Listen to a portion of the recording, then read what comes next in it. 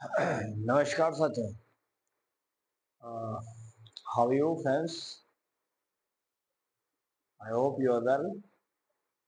साथियों, हम आज देखने वाले हैं लेक्चर नंबर 3 होगा क्लास 10th का, जो कि हेरिडिटी एंड एवोल्यूशन का था। जैसा कि आपने देखा था, कल हम लोगों ने ये जानने की कोशिश की थी कि आखिर मेंडल ने या मेंडल का क्या कंट्रीब्यूशन रहा है जेनेटिक्स के फील्ड में, और साथ ही साथ मेंडल ने आखिर क्यों पी प्लांट को ही डिसाइड किया, चूज किया। उसके सभी रीजंस को हम लोगों ने लास्ट लेक्चर में देख लिया है। आज हम बात करेंगे उसी क्रम में कि मेंडल ने जो क्रॉस करवाए थे वो क्रॉस कौन से थे, मोनो हाइब्रिड था कि डाई हाइब्रिड था।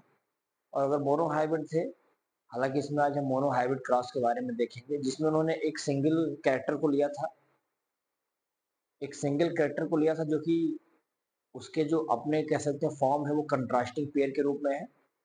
जैसे कि मंडल ने एक जीन लिया, वह जीन प्लांट के हाइट के लिए जिम्मेदार था। तो जानते हैं आप कि कोई भी जीन होता है तो उसके जो कंट्रास्टिंग फॉर्म है जिसको एलील कहा जाता है, एलील हमेशा एक दूसरे के अपोजिट होते हैं। एक टॉल प्लांट हुआ, एक डॉफ प्लांट हुआ। ऐसे दो कैरेक्टर्स के बीच में इन्होंने क्रॉस करवाया था, ये ट्रेट लिया, और उसके बाद जो भी रेशियो उनको मिलते रहे, चाहे वो F1 जनरेशन में हो चाहे वो F2 जनरेशन में हो, उन सबको उन्होंने एक मैथमेटिकल कह सकते हैं लॉजिक इन्फॉर्मेशन रखते गए, और साथ साथ वो कैलकुलेट करते रहे कि हमको कितने जनरेशन में कितने प्लांट्स मिले हैं और वो कैसे थे। ये सारी चीज़ें उन्होंने खुद एक कैलकुलेशन के माध्यम से अपना नोट्स तैयार किया। ठीक है। साथ ही साथ हम देखने वाले हैं कि लॉ ऑफ डोमिनेंस क्या था, चाहे उसमें लॉ ऑफ डोमिनेंसी की बात करेंगे, चाहे हम उसमें लॉ ऑफ सेग्रीगेशन की बात करेंगे, या फिर इंडिपेंडेंट अशॉर्टमेंट की बात करेंगे। ये तीनों जो लॉ आप देख पा रहे हैं, ये तीनों लॉ आपको कहीं ना कहीं इन्हीं में दिख जाएगा। अभी मोनो हाइब्रिड क्रॉस में आपने समझ लिया तो समझो वो समझ लिया आपने। ठीक है। तो आइए लेट नहीं करते हैं, बहुत ही छोटा लेक्चर होगा, मुश्किल से 12-15 मिनट का लेक्चर है। तो आराम से इत्मीनान से देखिएगा, शुरू से अंत तक बने रहिएगा। वीडियो अच्छा लगेगा दोस्तों तो लाइक कमेंट से जरूर करिएगा। आइए देखते हैं। सबसे पहले हम तो मोनो हाइब्रिड क्रॉस के बारे में देखेंगे। तो मोनो हाइब्रिड क्रॉस का एक लाइन में डेफिनेशन लिख देता हूँ ताकि आपको क्लियर हो जाए। A cross between, क्रॉस किसके बीच में? Between two parent. भाई टू पेरेंट तो हमको लेना पड़ेगा ना, इसके बीच में टू पेरेंट। ठीक है ना, जो कि रिप्रेजेंट करते हैं, जो कि क्या करते हैं, रिप्रेजेंटिंग करते हैं कंट्रास्टिंग कैरेक्टर्स के बारे में। क्या करते हैं ये? कंट्रास्टिंग कैरेक्टर्स के बारे में, या हम कह सकते हैं of a single trait. Single trait, सही बात है। सिंगल ट्रेट के कारण इस प्रकार के जो फीचर बनते हैं, इस फीचर को हम लोग क्या कहते हैं? मोनो हाइब्रिड क्रॉस कहा जाता है। अर्थात हमने कहा, डेफिनेशन से क्लियर है। देखिए, मैंने कहा कि भाई मेरे पास एक जीन है, एक जीन है, ये जीन किसी कैरेक्टर के लिए जिम्मेदार होगा। ठीक है ना, ये जीन किसी कैरेक्टर के लिए जिम्मेदार होगा। अब जो कैरेक्टर यानी जो उसके फीचर्स होंगे, वो फीचर्स हमेशा आपको एक कंट्रास्टिंग फॉर्म में दिखाई पड़ेंगे। कैसे होंगे? वो एलिल लिस्ट के होंगे, यानी एलिल माने कंट्रास्टिंग एलिल होगा। और ये दोनों एलिल्स आपस में जो दिखाई पड़ते हैं, उसके द्वारा जो भी हमको चार्ट मिलता है, जो भी रेशियो मिलता है, इसको हम पढ़ते हैं किसके अंतर्गत? मोनो हाइब्रिड क्रॉस के अंतर्गत। ये बात समझ आई? यही बात मोनो हाइब्रिड क्रॉस में कहा गया।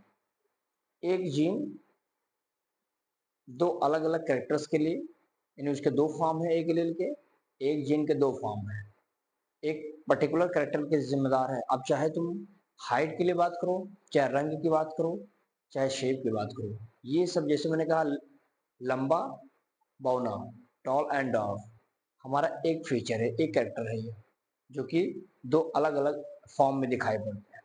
हमने कहा कोई चीज ग्रीन है या येलो है, हमने उस सीड के कलर्स के लिए, फीचर्स के लिए हमने ये जीन को डिसाइड किया। यानी हम कह सकते हैं एक जीन होगा, उसके दो फॉर्म होंगे, लेकिन कैरेक्टर एक ही का होगा। लक्षण जिसका होगा, जिस चीज के लिए डिसाइड करेंगे, वो डिसीजन एक ही होगा, और उसके दो अलग अलग यानी दोनों अपोजिट फॉर्म में होंगे। जिससे मेरे दिमाग में आया क्यों ना यार हम एक प्लांट लें मटर का, जो मटर का प्लांट्स के लिए हमने जीन लिया कि उसके हाइट के बारे में देखा जाए, तो हमने एक जीन निकाला। अब वह जीन के टू एलील होंगे, हाइट के लिए जिम्मेदार है, लेकिन दो एलील हैं, एक लंबाई के लिए, एक मतलब छोटेपन के लिए। तो है तो हाइट के लिए ही ना, फीचर तो हाइट है, लेकिन उसके रूप कितने, दो हैं, और दोनों कैसे हैं, एक दूसरे के अपोजिट है, कंट्रास्ट है। इसी को एलील कहा जाता है। इसी को ही मेंडल ने एक सिंपल कैरेक्टर को लिया था एक पर्टिकुलर सिंगल टाइम में, और फिर क्रॉस करवाया, जिससे उनको अलग अलग रेशियोज दिखाई पड़े, जिसको मोनोहाइब्रिड क्रॉस कहते हैं, हम लोग समझते हैं। समझ में बात बस यही है। एक कोई मैं एक चार्ट बना देता हूँ, हालांकि इसको हम पुनेट स्क्वायर में भी देख सकते हैं, जो रेगनॉल्ड सी पुनेट साहब ने दिया था, एक चेकर बोर्ड बनाया था, उसमें भी देखेंगे, समझा देंगे अभी, ठीक है। देखिए, लेट नहीं करेंगे, बहुत आसान है, क्लियरिटी समझते चलेंगे। देखो भैया, इसमें कुछ नहीं करना हमको, सिंपल दोस्तों एक पौधा लेना है। मैं कलर बदल देता हूँ ताकि क्लियर दिखाई पड़े आपको। देखो, हमने यहाँ पर एक टॉल प्लांट लिया, ध्यान से देखना, ये टॉल प्लांट है, ये हमारा कैसा हो जाएगा भैया, टॉल प्लांट। ये तो आपको समझ में आया। हमने इन भाई साहब का क्रॉस करवा दिया एक ऐसे पौधे के साथ, जो पौधा हमारा डॉर्फ था। कैसा था ये हमारा पौधा, ये डॉर्फ था। यानी ये भाई साहब कैसे थे, ये गूंठे थे, और ये गूंठे के साथ साथ ये लंबे थे। इनके अंदर प्योरिटी है, होमोजाइगस दोनों हैं, देख लो अपने आप में दोनों होमोजाइगस हैं। लेकिन ये टॉल वाला होमोजाइगस है, ये डॉर्फ होमोजाइगस है। होमोजाइगस में होता है कि जो जीन का रिप्रेजेंटेशन होगा, जो उसको डिनोट करता है, जिससे वो सेम दिखाई पड़ता है, ठीक है ना। तो ये हमारा क्लियर हो गया यहाँ तक बात। चलिए अब हम आगे थोड़ा देखेंगे, थोड़ा समय इसको आगे बढ़ाऊंगा, इसको मैं थोड़ा सा चार्ट में बना दूं ताकि क्लियर हो जाए आपको। देखो भाई, ये हुआ, ठीक है। अब हमने क्या किया, हमने कहा चलो ठीक है, ये हमारे पेरेंट बन के तैयार हो गए। पेरेंट को मैं बनाऊंगा अलग कलर से, ध्यान से देखना। ये भाई साहब लोग हमारे कैसे हैं, ताऊ जी हैं, यानी पेरेंट है। अब पेरेंट साहब को हम गैमेट में बनाएंगे, ठीक है ना। अब हम इसको क्या करेंगे, हम इसका गैमेट तैयार करेंगे। जैसे कोई भी हाइब्रिड जब बना रहता है तो गैमेट फॉर्मेशन के दौरान, अभी आगे आएगा जब सेग्रीगेट करवा लेते हैं, सेग्रीगेशन में गैमेट तो बनेगा, लेकिन गैमेट के दौरान जब वो हाइब्रिड से जब गैमेट बनता है तो आपस में वो सेग्रीगेट अलग हो जाते हैं। वो सेग्रीगेशन लॉ में आएगा, जब आएगा बता देंगे। तो देखो, गैमेट जब बनाते हो तो क्या होगा, इनको भाई साहब को कैपिटल टी अलग करो, इनको अलग कर दो, ठीक है। इनको भी बोल दो कि तुम अलग हो जाओ, इनको भी बोलो तुम अलग हो जाओ। ये बात हमारा गैमेट में आ गया, ठीक है ना। अब हम इनके बीच में एक पॉलिनेशन करवाएंगे, यानी क्रॉस पॉलिनेशन करवा देंगे। हम क्या करवाएंगे, क्रॉस पॉलिनेशन करवा देता हूँ, जिससे और भी चीजें यहाँ पर देखने को मिल जाए। देखो क्या होगा, ये भाई साहब जो ये वाले हैं, इनको मैंने कहा इनके साथ ले आओ, ये मिला, ठीक है ना। अभी मैं सोच रहा हूँ कि इन्हीं को इनके साथ ले आओ, भी वही मिला। फिर मैंने कहा इनको जो है इनके साथ ले आओ, भी वही मिला। इनको भैया को काका के साथ चले लाओ, ये मिला। अब आप जरा देखिएगा, क्या कुछ बदल रहा है क्या, जो हमको ऊपर मैंने पेरेंट में लिया था, क्या वो हमें F1 जनरेशन में मिला कहीं, देखो जरा, ये मिला, एक गैमेट ये मिला, एक गैमेट ये मिला, ये गैमेट ये मिला, समझ में आई बात है। लेकिन जरा हमको बताना कि ये सब कल मैंने डोमिनेंसी का रूल बनाया था कि कैपिटल वाला डोमिनेंट है, उसकी प्रेजेंस में अगर कोई भी एक कैरेक्टर छिपा हुआ तो उसकी वैल्यू नहीं रखी जाती, हमेशा डोमिनेंट की ही वैल्यू होती है, क्योंकि वो हाईलाइट होता है। ये अपने आप में ध्यान रखना चाहिए। जितने भी हैं हम बताएंगे यहाँ पे इसे, हम बताएंगे इसमें कि ऑल ऑफ कैसे हैं ये, ऑल ऑफ इम्प्योर टॉल। और जब कोई इम्प्योर टॉल होता है तो उसको हम हाइब्रिड के नाम से जानते हैं। क्या समझ में आई बात है, क्या बोलते हैं इसको हमने, हाइब्रिड। क्या ये बात क्लियर है यहाँ तक, कोई दिक्कत आनी नहीं चाहिए, समझना है दोस्तों। ज़्यादा इसको लोड मत लीजिएगा, आराम से समझिए, बहुत ईजी है ये। तो ये मैंने कहा कि चलो F1 जनरेशन में हमको किसी भी प्रकार का हमें वो नहीं दिखाई पड़ा जो हमने लिया था। इसी बात पे तो मेंडल का रिसर्च था कि जब मैं F1 F2 F3 F4 पर देख रहा हूँ तो शुरू से जो लिया था वो अगले कुछ पीढ़ियों में जाकर चेंज हो जा रहा है, तो बदल कर कहाँ गया है वो, क्या हमको दोबारा नहीं मिलेगा। तो मेंडल ने कहा टेंशन मत लेना, अगर हम जो पेरेंट लिए थे वो पेरेंटल जो है वो अगर F1 जनरेशन में ना दिखाई पड़े तो बिल्कुल रिलैक्स रहना। हो सकता है कि उसके जो कैरेक्टर हों ये सप्रेस हो गए, छिप गए हों, और हो सकता है वो सेकेंड जनरेशन में आपको दिखाई पड़े। ठीक है ना।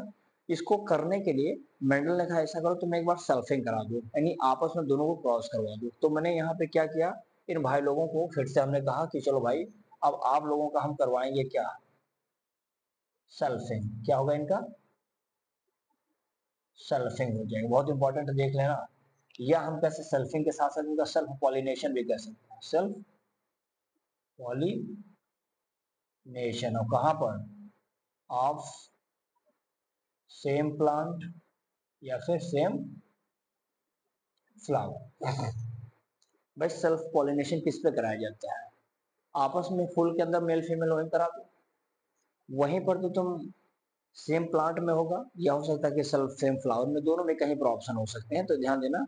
अब इसको कराना है हमको, तो देखो हम कैसे कराएंगे इसको, थोड़ा सा इसमें समझने वाली बात है।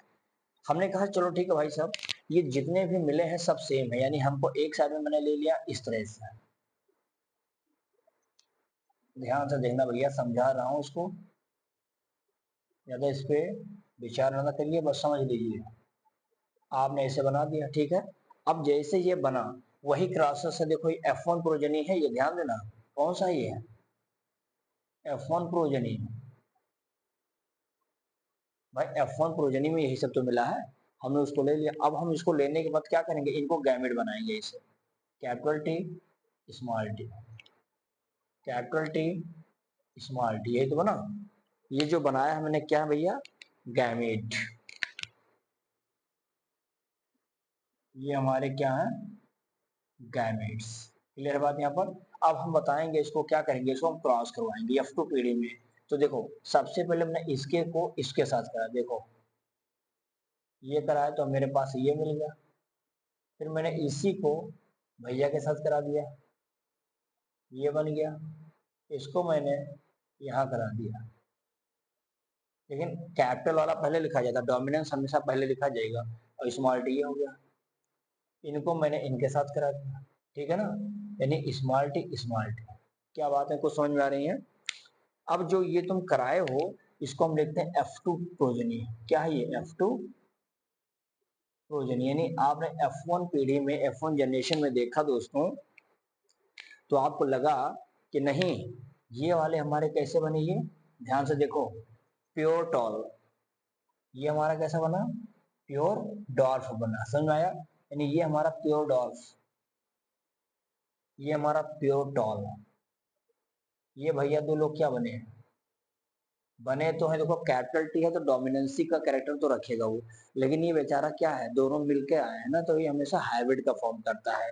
तो ये हमेशा कैसे बनेंगे, हाई तो टॉल ही है, देखो भाई हाई तो टॉल, ये भी है ये भी टॉल है, लेकिन ध्यान देना ये दोनों बेचारे हाइब्रिड है, मिक्स करके आए हैं। तो ये F2 जनरेशन में आपको यहाँ पर ये देखने को मिलता है। अगर मैं इसमें आपको थोड़ा सा जीनोटाइप और फिनोटाइप जो कि बता चुका हूँ, एक बार फिर यहाँ पर बता देता हूँ। देखो अगर मैं यहाँ F2 का जो रेशियो है, या F2 रेशियो अगर मैं देखूं यहाँ पे किसमें, जीनोटाइप है ना, एक जीनोटाइप में मिलेगा जो जीन लेवल पर होगा, और एक होगा फिनोटाइप। क्या होगा ये, फिनोटाइप। देखो भाई फिनो वाले जो बाहर से दिख जाए, तो बाहर से दोस्तों देखिए क्या दिखा आपको, बाहर से आपने देखा कि हमें एक तो ये मिला, देखो फिनोटाइप में देखिए भाई, एक तो मिला, एक दो तीन, तीनों कैसे हैं, टॉल हैं। तो यहाँ जब तीनों टॉल हैं तो हम रखेंगे तीन फिनोटाइप में, बाहर से दिख रहा है ना। एक बेचारा डॉर्फ है, लेकिन कैसा है, बहरहाल प्योर है, लेकिन है तो डॉर्फ है ना, तो इसके लिए रेशियो में क्या रहेगा, एक रख दिया। यानी कि फिजिकली जो चीज बाहर से अपियर हो सके वो हमारा फिनोटाइपिक कैरेक्टर होता है, तो बाहर से देखने पे हमको पता चल गया। जब इसको जीन को हम काउंट कर रहे हैं, जेनेटिक लेवल पर जा रहे हैं, तो वहां पर हमको पता चलेगा कि हाँ वास्तव में प्योरिटी की पता करने आप जा रहे हैं। तो प्योरिटी जब पता करते हैं तो वहां पर आपको ये पता चलेगा कि जीनोटाइप का क्या, देखिए कैसे निकालेंगे। एक हमारा बिल्कुल प्योर टॉल है, केवल एक लिख दो। एक दो हमारे कैसे हैं, ये दोनों बेचारे हाइब्रिड हैं, है तो टॉल लेकिन हाइब्रिड है, तो इनका रेशियो 2 लिख दीजिए, पॉइंट लगाइए। ये बेचारा हमारा क्या है, प्योर डॉर्फ, एक रेशियो लगा दीजिए। क्या मामला समझ में आया?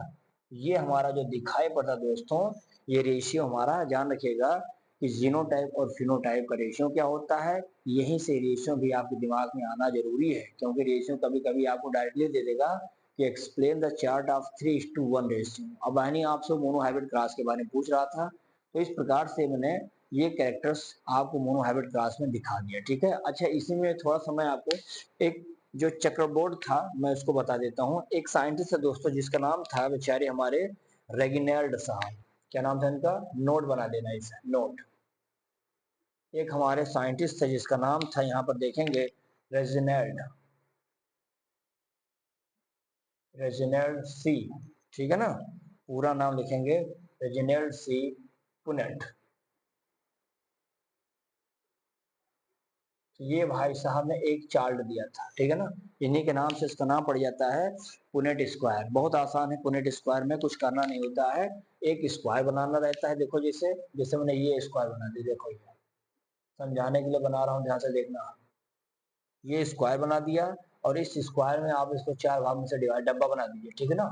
जब डब्बा बनाते हैं दोस्तों, तो ऊपर की साइड में जो रहता है वो हमेशा मेल को दर्शाता है। क्या करता है ये हमारा, ये मेल को बताता है ये, और ये बेचारा नीचे जो रहता है ये हमारा फीमेल को दर्शाती है, यानी कैरेक्टर्स है।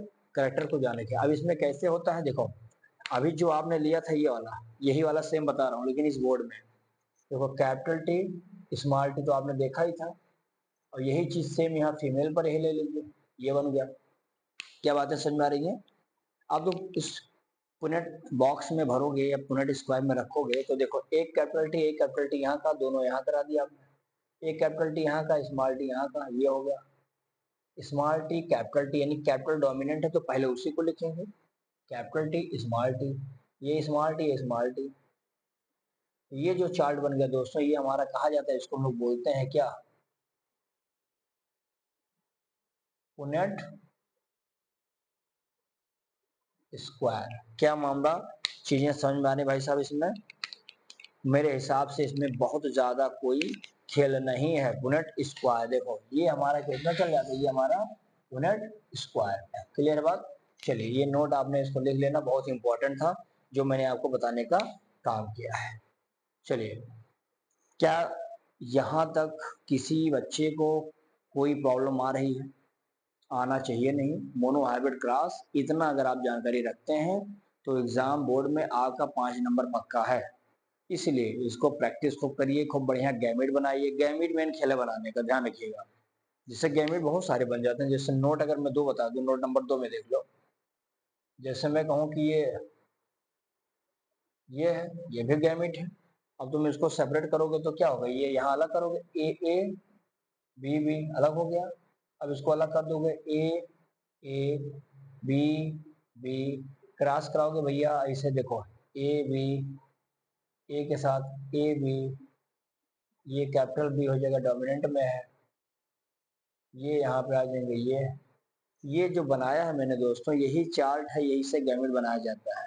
तो पेरेंट्स से कैसे गैमेट बनाना है ये आपको सीखने की बड़ी आवश्यकता है, तो इसको सीख जरूर लीजिए, ठीक है। चलिए, इसको आप इसमें सॉल्व ले लीजिए, फिर बस 5 मिनट में मैं आपको बता देता हूँ कि जो मेंडल साहब का जो नियम था, यानी जो लॉ थे, 1 2 3, लॉ ऑफ डोमिनेंसी का, लॉ ऑफ सेग्रीगेशन का and law of independent assortment का, तीनों के बारे में 2 2 पॉइंट समझा देता हूँ, फिर इसको आज का लेक्चर क्लोज करेंगे, ठीक है। इसमें सॉल्व ले लीजिए इसका।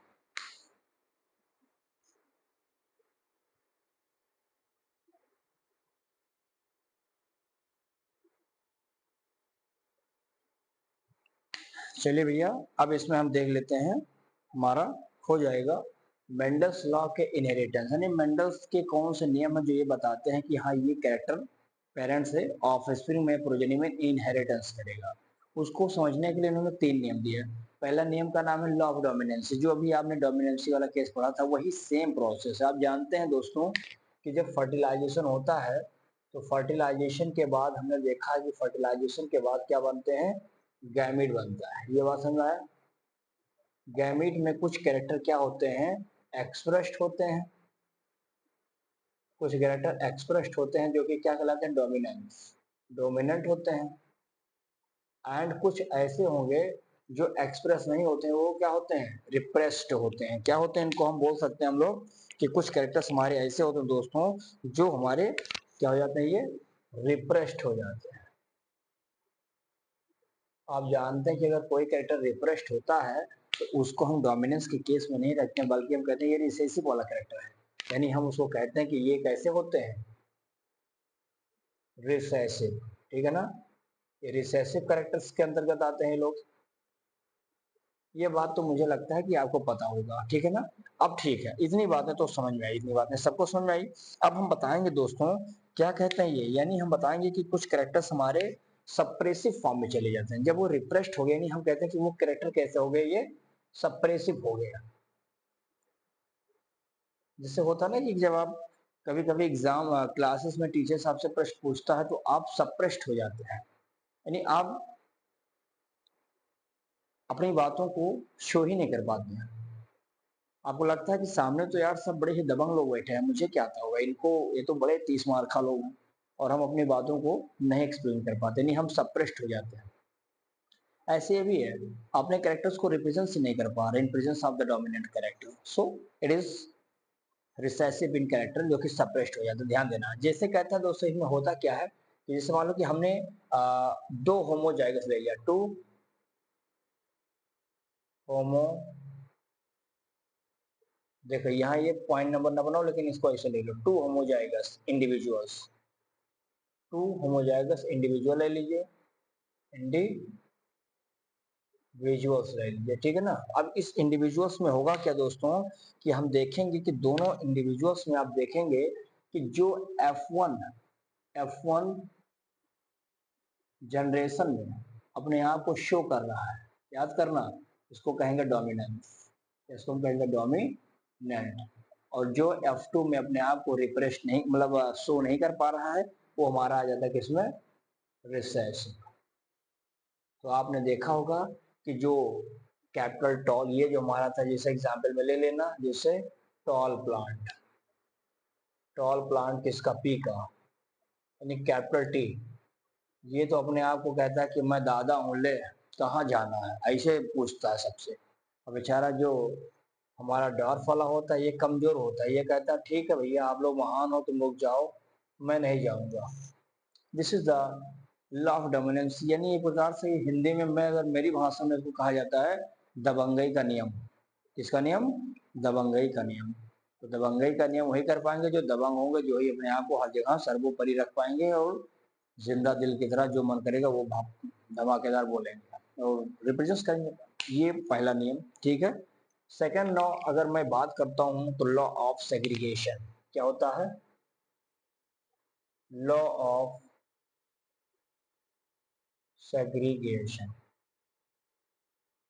देखो बहुत आसान है, सेग्रीगेट करना, अलग कर देना गैमेट्स को, है ना। बहुत इजी है। देखो भाई, हम जैसे दोस्तों जानते हैं कि जो गैमेट होते हैं, ये गैमेट्स, गैमेट्स में दो फैक्टर होते हैं, कितने होते हैं, दो फैक्टर्स। फैक्टर्स मतलब आप समझ गए होंगे, अर्थात मैं कहना चाहता हूँ कि इसमें दो जीन होते हैं, ठीक है ना भाई। गैमेट में दो ही जीन होंगे, जैसे एक जीन है ये, मान लो एक जीन है ये दो गैमेट, एक टॉल के लिए एक डॉर्फ के लिए, यही तो होगा। तो ये जीन है और जीन के दो एलिल हैं, दोनों एलिल आपस में एक कैरेक्टर से जिम्मेदार हैं, लेकिन ये आपस में क्या है, एक दूसरे के कंट्रास्टिंग पेयर हैं, एलिल हैं। और एलिल हमेशा एक दूसरे के एलिलोमार्फ कहे जाते हैं, समझ में आए ना। अब देखो ये बात तो क्लियर है, जो ठीक है भाई। अब इन्होंने कहा कि साहब हम करते क्या है इसमें, कि मान लेता हूं कि ऐसा कंडीशन जो इसमें जैसे कलर में बदल देता हूं, देखो जैसे मैं बता दूं कि मान लेता हूं कि ए पेयर ऑफ, किसका पेयर हो जाएगा, देखो a pair of allele, a pair of allele together, a pair of allele together in hybrid. जैसे अभी मैंने आपको पिछले में बताया था डाई हाइब्रिड में, ऐसे मान लो हाइब्रिड के दौरान दोनों जो पेयर एलिल के वो आपस में चिपक गए, लेकिन क्या ये एलिल आपस में हटेंगे, नहीं जी, बिल्कुल हट जाएंगे। यानी हम कहेंगे कि यही एलिल हटेगा कब, ये सेग्रीगेट हो जाएगा, यानी हम बता सकते हैं इसमें क्या, इसमें मैं बता सकता हूँ है तो पेयर तो रिमेन टुगेदर है लेकिन विदाउट मिक्सिंग, ये होंगे तो एक साथ हैं लेकिन कैसे हैं, विदाउट मिक्सिंग, मिक्स नहीं होंगे। फिर लिख लो इसे, इट कैन सेग्रीगेट, ये अलग हो जाएंगे, इट कैन सेग्रीगेट, अलग होते हैं कब, during gamete formation, gamete formation के दौरान तो भैया सबको अलग करना पड़ेगा, ध्यान देना। और इसमें क्या होता है, ये कैरेक्टर्स हम लोग दो प्रकार के भी लेते हैं, भी ध्यान देना। इसमें होता है क्या, इनहेरिटेंस है मेल और फीमेल, जैसे कोई भी कैरेक्टर जब इनहेरिटेंस करेगा तो एक मेल से आएगा फीमेल से आएगा, ये तो बात आपको पता है। इसमें होता है क्या दोस्तों कि इसमें होमोजाइगस, इसमें देखो होमोजाइगस भी होता है, क्या होता है इसमें, एक तो हेट्रोजाइगस होता है और एक हमारा कैसा होता है, होमोजाइगस होता है, ये भी आपको बताया था मैंने, होमोजाइगस, ये समझ में आई बात इसमें।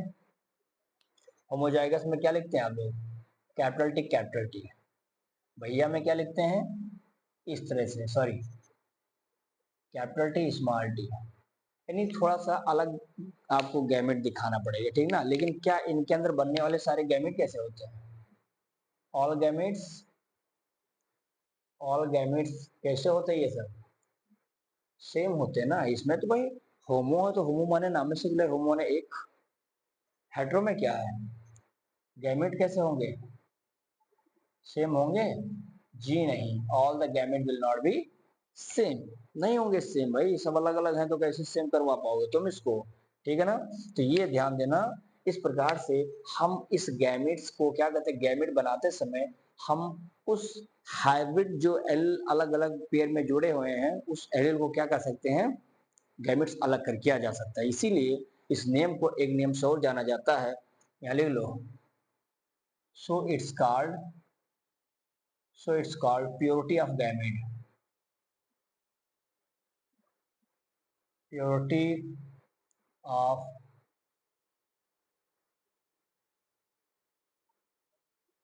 गैमेट्स। क्या मामला समझ में आया भैया जी। तो ये जो आपने देखा है कि हाइब्रिडाइजेशन में या हाइब्रिड फॉर्म में भी हम गैमेट जो अलग अलग मिल जाते हैं, रहते एक साथ टुगेदर हैं लेकिन मिक्स नहीं होते हैं, जब गैमेट बनना होगा तो ये लोग कहेंगे चलो, जैसे दुश्मन है आपका, कोई दुश्मन है तुम्हारे भाई को, तो तुम जा करके उस दुश्मन के घर पे बैठ के खाना पीना खा रहे हो, एंजॉय करो, मजा कर रहे हो, टुगेदर साथी में हो, पता चला कि जिसके घर पे तुम खा रहे हो उसका भाई आया है, तुम्हारे भाई से भी झगड़ा हो गया, अब तुम अभी टुगेदर थे लेकिन अब तुम सेग्रीगेट हो जाओगे और तुम कहोगे ससुर के नाती काहे मारे भैया, मैं आ रहा हूँ, अब वो तुरंत उससे ससा लिपट जाएगा, यानी अब वो जितना टुगेदरिंग था वो सब मामला खत्म, गया मार्केट कुछ सामान खरीदने, ये भाई सब उजड़ पड़े, सेग्रीगेट हो गए, जहाँ टुगेदर तभी थे, जैसे वो हाइब्रिड फॉर्म में थे अब अलग हुआ धड़ाम से, कहा कौन है, और जा करके तुरंत गैमिड बनाना शुरू करते, गैमिड माने मुक्का। तो ये प्रोसेस आप खुद से जोड़ करके भी बना सकते हैं, क्लियर बात यहाँ तक। चलिए अब इसमें हम लोग बात करते हैं, जो दोस्तों इसका एक थर्ड लॉ होगा, इस थर्ड लॉ में अभी मैंने आपको बताया भी होगा, थर्ड लॉ का नियम होता है, देखो इसको कहा जाता है लॉ, ऐसे लिखो, लॉ ऑफ इंडिपेंडेंट, इंडिपेंडेंट एशॉर्टमेंट, एशॉर्टमेंट, ध्यान देना है, बहुत खतरनाक है, कुछ है भी नहीं इसमें दोस्तों, बस इतना ध्यान देना, जब इसको मैं और पढ़ाऊंगा उसमें क्या बोलते हैं उसको, हम लिख सकते हैं इसको कि हम लोग ऑब्जर्व कर सकते हैं किसमें, observe in dihybrid, dihybrid organism में देख सकते हैं, ठीक है ना। जब वहां पे क्या होता है, फॉर गैमिट फॉर्मेशन, जब वो गैमिट बनाता है ना, फॉर गैमिट, गैमिट फॉर्मेशन, जो गैमिट बनता है तो वहां पर ये देखा जाता है कि जितने भी गैमिट होते हैं, नहीं हम कह सकते ईच गैमिट, ईच गैमिट जो होते हैं दोस्तों, ये क्या कहते हैं, रिसीव करते हैं, क्या कहते हैं ये, receive one allele, one allele, और कहाँ से, फ्रॉम एलेलिक पेयर, जो एलेलिक पेयर होता है उस जोड़े से मात्र एक लेकर ये चले आते हैं, ठीक है ना। तो ये ध्यान देना, यानी उसमें आपने देखा होगा कि किस तरह से जो F1 जनरेशन होता था, इस F1 जनरेशन में आपने देखा होगा केवल इनको ऑल कैसे मिले थे, round yellow, round yellow seed मिला था, है ना। ये सारी चीजें हो रही। अब हालांकि F2 में जब आपने देखा था तो F2 जनरेशन में आपको कितने मिले थे, 4 टाइप के सीड मिले होंगे। ये चीजें जब आ रही होंगी वहां पर तो मैं आपको इसको बताने का काम करूंगा, ठीक है ना। ये चीज ध्यान रखना। देखिए कुछ है नहीं भाई, इंडिपेंडेंट असॉर्टमेंट माने ये होगा कि हाँ, जैसे मान लेता हूँ कि कोई चीज है और ऐसा आपने करेक्टर लिया जो उस सीड के कलर के लिए और साथ ही साथ वो उस सीड के शेप के लिए जिम्मेदार है। तो आप बताइए, जैसे कोई चीज है, कोई जीन है जो किसी भी पी के शेप के लिए जिम्मेदार, जिससे उस शेप को आपने कहा कि ये राउंड होगा। अब राउंड होगा तो क्या वो एलो होगा? ऐसा तो कोई मतलब थीम है नहीं कि नहीं तुम बेटा राउंड होगे तो तुम्हें, अगर तुम राउंड हो तो तुम्हें एलो ही होना पड़ेगा, ऐसा तो कोई नियम नहीं ना। तो यानी ये कह सकता है कि जितने भी हमने कैरेक्टर्स लिए होंगे, हर कैरेक्टर्स अपने आप में स्वतंत्र है भाई, किसी पे किसी का कोई रोक ठोक है नहीं, जो मन करेगा वो बनेगा वो। तेरा मन करेगा अरे बाबू तू जो बन, कोई फिक्र नहीं, कोई फर्क नहीं पड़ता किसी को, तुम राउंड हो तो राउंड ही रहो भैया। अब तुमको कोई जबरदस्ती कहने तुमको एलो बन के आना है, गोल दाना हो मटर का लेकिन तुम एलो बनना, क्यों बनोगे? तुम किसी के कैरेक्टर के पप्पा का धरता हो क्या? नहीं ना। तो तुम राउंड हो, तुम राउंड रहो, कलर जो मन करे, जो दिल करे, जो नेचर द्वारा तुमको दिया जाए वही तुम रखो। There is no pressurization from anybody's. समझ में बातें? तो ये जो शेप कलर्स वगैरह हैं, ये किसी के मोहताज नहीं, अपने आप में सब स्वतंत्र हैं। इसी को हम इंडिपेंडेंट असॉर्टमेंट के नाम पर भी जानते हैं, जो मेंडल के थर्ड लॉ के रूप में आते हैं। इसको जब मैं डाई हैबिट क्लास पढ़ाऊंगा तो वहां पर ये देखने को और मिलेगा। जब आप डाई हैबिट क्लास में दो कैरेक्टर से लेकर एक साथ क्रॉस करवाएंगे तब फिर आपको जो चेकर बोर्ड मिलेगा, that is a very large and very important, very important के साथ साथ good scoring and best scoring for you in your exam, right. चलिए आज के लिए इतना रखेंगे साथियों, और मिलते हैं कल हम अपने डाई हैबिट क्लास के साथ साथ और कुछ इंपॉर्टेंट टॉपिक जो होगा उसको देखते हैं, ठीक है। चलिए उम्मीद करता हूँ वीडियो आपका ये बहुत ही छोटा रहा होगा, आपको समझाने में थोड़ा बहुत सक्षम रहा हूँगा। और चलिए अब मिलते हैं नए लेक्चर के साथ, तब तक बहुत बहुत शुक्रिया आपका।